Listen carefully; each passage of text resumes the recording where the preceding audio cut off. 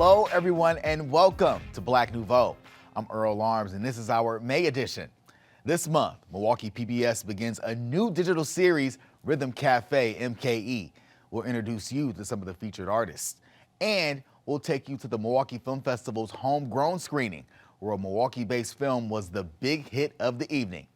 May is Mental Health Awareness Month. It's a subject that is too often overlooked in our community. James Causey will talk with a mental health care provider about ways we can develop strong mental health practices. But first, Alexandria Mack introduces us to the Dear Khloe Project, which looks at one of the most common problems among children and teenagers, bullying.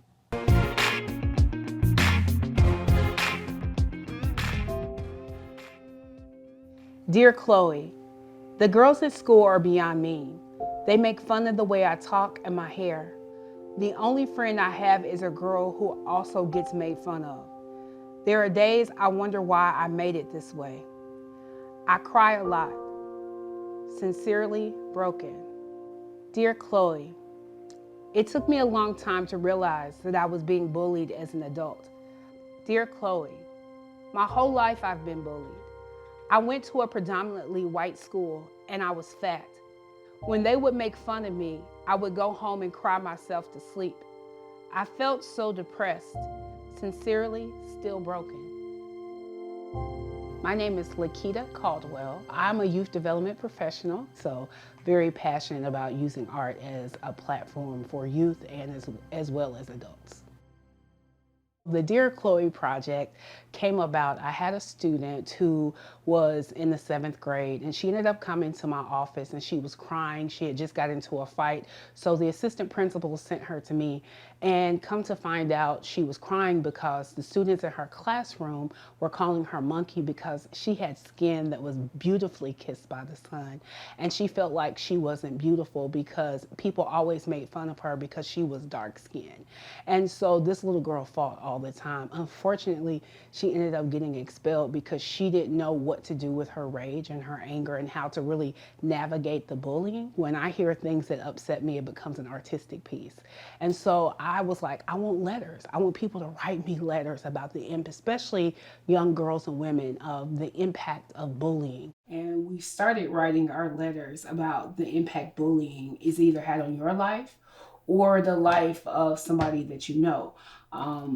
Where are you at with your letter, Ari? I'm gonna read it off. Mm-hmm. Okay, so I didn't get to finish this, so after I'm done with this part, I'm just gonna say stuff from the top of my head. I said, Dear Khloe, I was bullied in 6th grade because I was a new student and I was shy and didn't want to talk. Every day I would come to school looking happy, and then it's like when somebody said something to me, I'll like shut down, like I'll start to cry or like I'll get emotional because it's like I was sensitive at the time. Well, I was in 6th grade, so I was very, very sensitive. I didn't have nobody like really on my side at that school because I didn't have no friends, no cousins or nothing that went there. So I was just basically by myself. So I kind of felt sad and lonely at the time. So I was studying drama therapy when I was at NYU, and one of my professors said that your body remembers what your mind forgets. Sometimes it's hard to verbally articulate pain. This is kind of hard to write. I'm gonna be so honest. This is kind of hard to write because I really don't like bringing this up, but it's like, I feel like I had to with this one. Okay, so I have a question for you. When was the last time you cried? Are you afraid to let it out? I'm Brooklyn Rogers. I'm 14. My first experience with bullying was in 3rd grade. My experience with that, because I was really young, I didn't really know what was going on. It was like, when it first happened, it was just like a regular day. I was on recess, I was just sitting on the swings, just enjoying my time. And I just hear a bunch of kids laughing and talking about me. I didn't really think much of it. I just moved away and went on my day. But it got worse over time. As much as I tried to ignore it, I couldn't. And it went from them talking about me to them,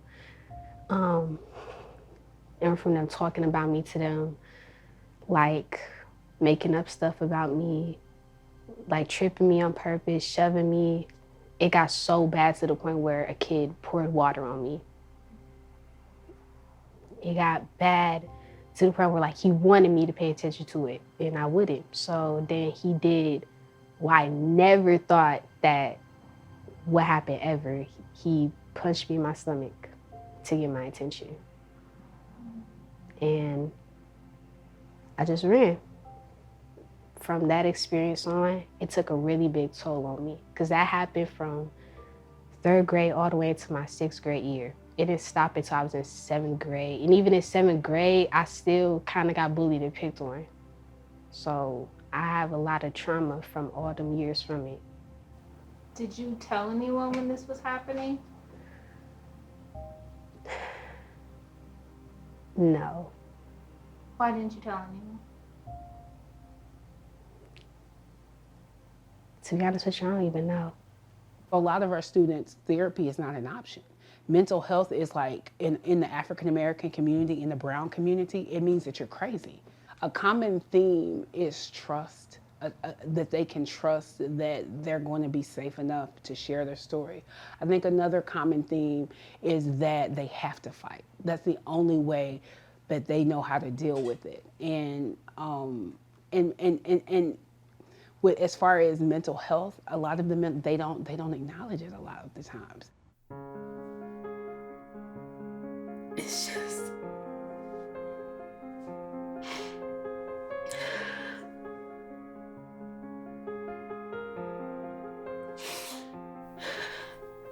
I don't know what I did to you for you to feel like you had to do this to me. I don't know what I did or said to make you hate me so much.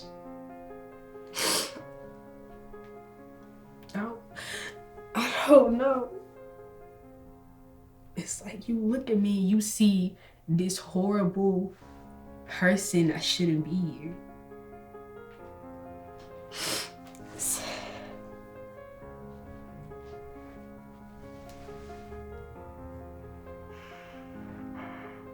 Brooklyn.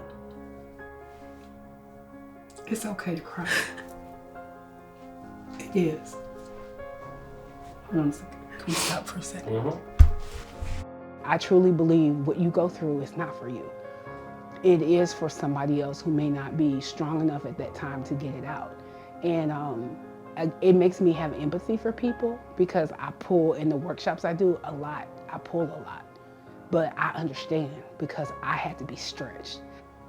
Lakita, she knows about a lot of the stuff that I've been through. And even when I really don't want to talk about it, she's always like, I'm here, you could talk about it to me. I'm not gonna judge you. She helped me a lot because it's like when I talk to her about things, she don't judge me about it. She'll like sit up, she'll listen to me, and then after I tell her my story, she'll give me feedback on what I should do next time or if it ever happens again. Healing is a process. It's not easy. It's not for the faint at heart. But you're strong enough. God wouldn't give you something that he wouldn't get you through. What I've seen from the workshops with the students that I've done, especially the young girls, I've seen some of them gain confidence. I've seen some of them advocate for what they want, which I think is amazing. If you don't find a space to really let that stuff go, it'll eat you up. You'll either run, it'll kill you. Your blood pressure go up. You deserve to heal. You do. You're better off than you think you are. So I challenge you. What sincerely, if sincerely, what would you call yours? Sincerely.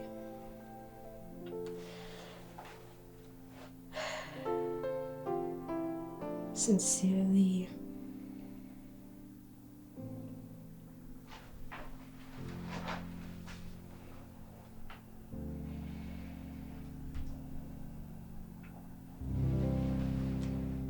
A work in progress.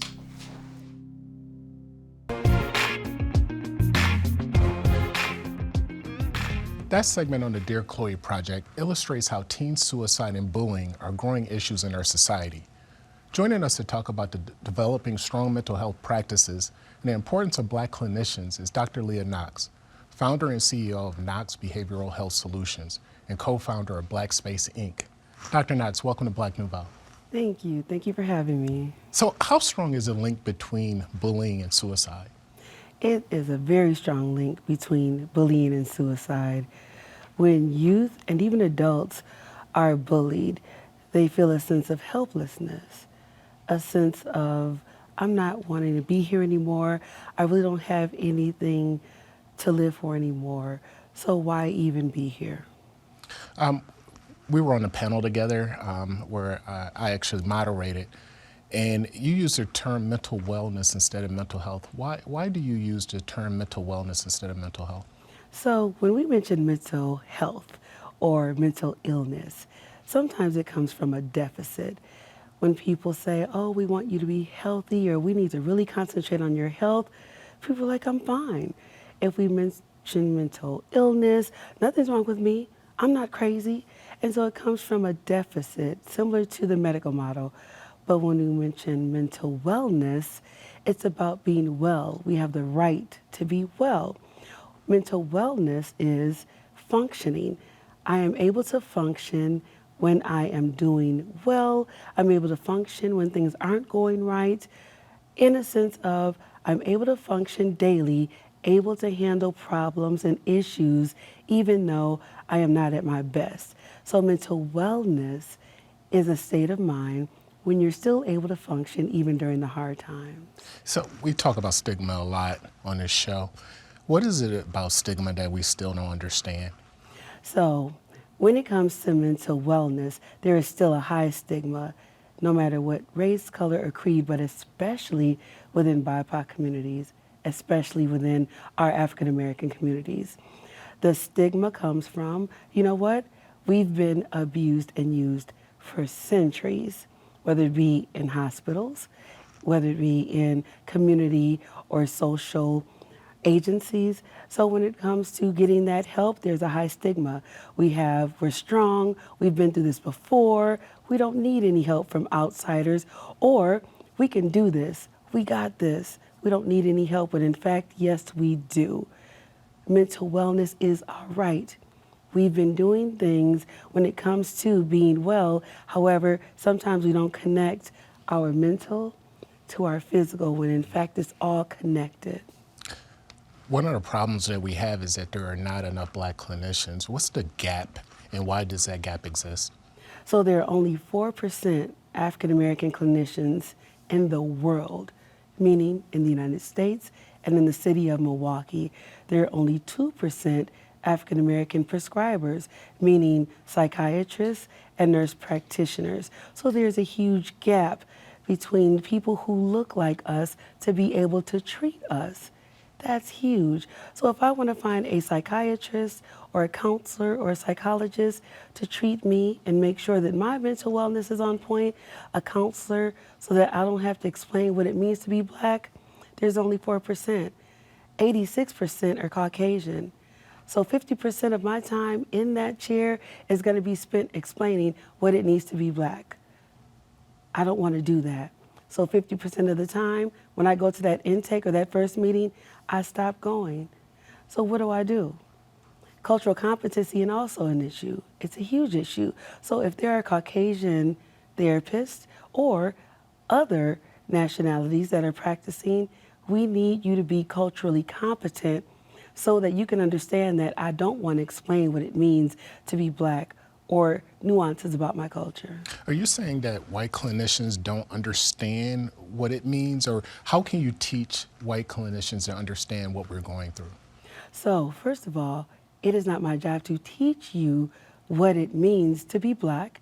It is not my job to teach you what I am going through. You have to be the one to ask. You have to be the one to want to learn. So if you ask me, certainly I will tell you, which gives me that clue of, oh, you want to learn about me as an individual. All African American clients or people are not the same. So if I am sitting in front of you and I'm your client, you want to learn about me. I just happen to be African American. So now we can talk. You can learn about me better. As a white clinician, please go out, seek the world, read books, but not only reading books or celebrating Black holidays. However, you can go, do you have a friend that is Black? But more than that, Are you engaged in the culture? Do you want to know more? And you will know if I realize that about you because it'll show. You're doing a lot of teaching seminars and things like that. How are white clinicians responding to that? They're responding great. A lot of people come. As a matter of fact, many times I have more white clinician, white society members, allies that are there, more so than African Americans sometimes. Many of the African American people in my community, they already know this. This is not new. But when they do show up, number one, they're showing up to learn and to see what it is I'm talking about because we hold each other accountable. We are communal. So they want to know, what is Dr. Knox talking about? Okay. Is she saying the right thing? And is it okay? Okay. Well, fantastic. This is a conversation we're going to keep going. Thanks a lot, Dr. Knox. You're welcome.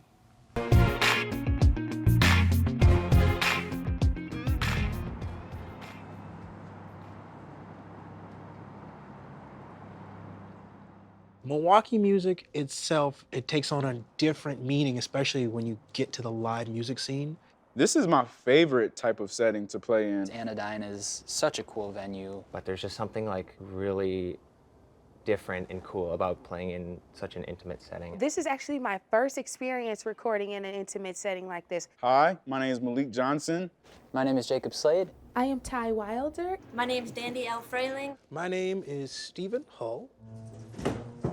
How we doing? Good, how are you? I'm still breathing. Is he practicing? He's tuning up in there? All right, look at him go. Well, this space is special to me because I came and saw one of my first concerts here, and I've been seeing, a bunch of different Milwaukee artists performing here, and to bring myself into this space and create something this special, this intimate. If I could take a notion, I want to get up, down, go down to the ocean. It makes me feel accomplished almost, you know what I mean? Like I've gotten something done and that I can present this to everyone with a smile. This tune's called The Storm. Here comes the storm, I've been born. Batten down the hatches, down at me and so. I've been playing since I was like 13, but my sound has definitely transformed quite a bit just through traveling and meeting people and them introducing me to their kind of music. My legs are ragged and my hands are sore. Got 1 foot in and out the door. Oh, what is it for? Whenever I write a song, it's always about a character, it's always about somebody else. And I guess I sort of keep it that way so that it's not just me preaching my thoughts and emotions to the choir, and it's more relatable in a character sense.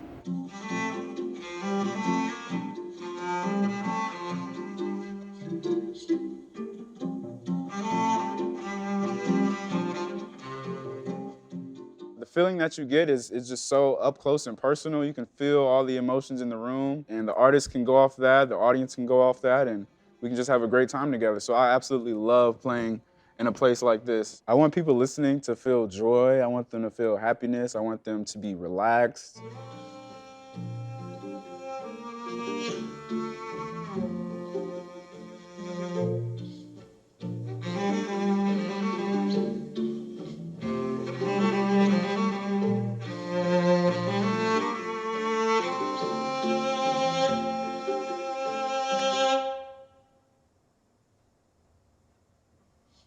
This right here is my passion, sharing my story. I've gotten too comfortable in this toxic love.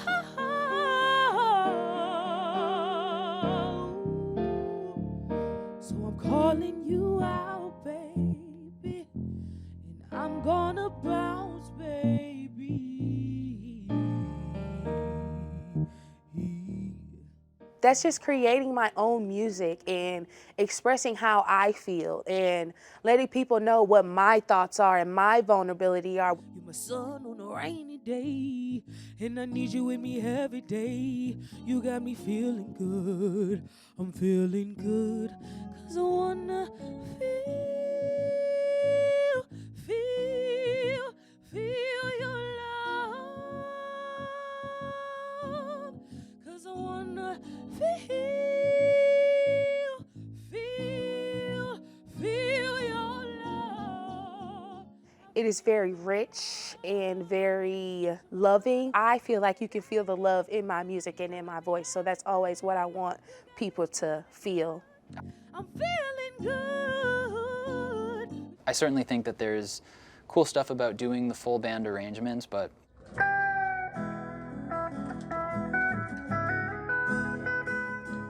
I love the sort of stripped back sound and hearing how bands do it differently.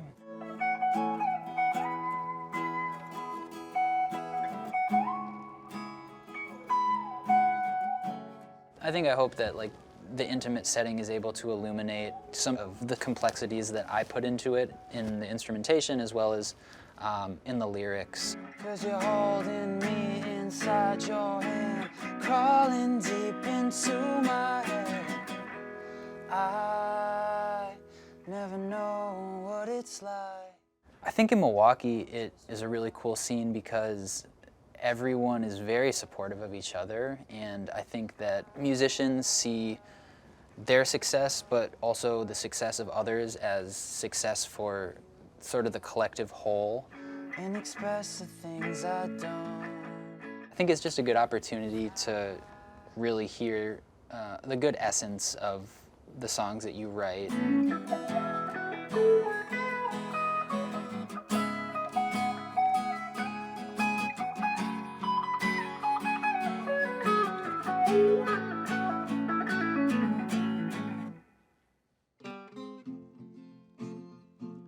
If you would like to tune in to Rhythm Cafe, my name is Stephen Hall, and I'd just like to say that you can find me and other artists like me on MilwaukeePBS.org and on YouTube.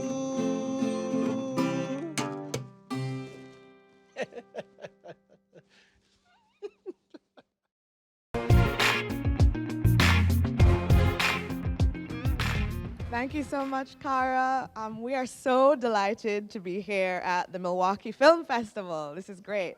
I'm Khloe Walters-Wallace. I'm the Director of Regional Initiatives at Firelight Media, which means I help serve filmmakers of color based outside of the poles of New York and California. So everywhere else whose voices deserve to be heard and perspectives deserve to be shared with all of you. This was the scene at the Oriental Theater recently with the Milwaukee Film Festival screening of Homegrown, 8 short films by directors of color from America's Midwest. There is a huge lack of funding for filmmakers of color in the Midwest, for filmmakers in the Midwest overall. And it just felt like a great opportunity to be able to serve these audiences who really deserve to see themselves and what their experiences are. The Midwest kind of gets left out from the rest of the country in the conversation. The project, more than 2 years in the making, is a collaboration with Firelight Media, the Center for Asian American Media, PBS, and a number of Midwestern public television stations, including Milwaukee PBS. I want to be an advocate for the downtrodden, because once I was downtrodden. So a lot of our identity of who we used to be and what we were all about. Essentially tell a story. So we take a hold of this and make sure that our histories get passed on to generations after us. I would consider us to be first responders. It feels like we're doing something actively to help. A precious resource that is teaching us how we need to be in the future. Hi, I'm Rachel Willis, your candidate for Lansing City Council at large.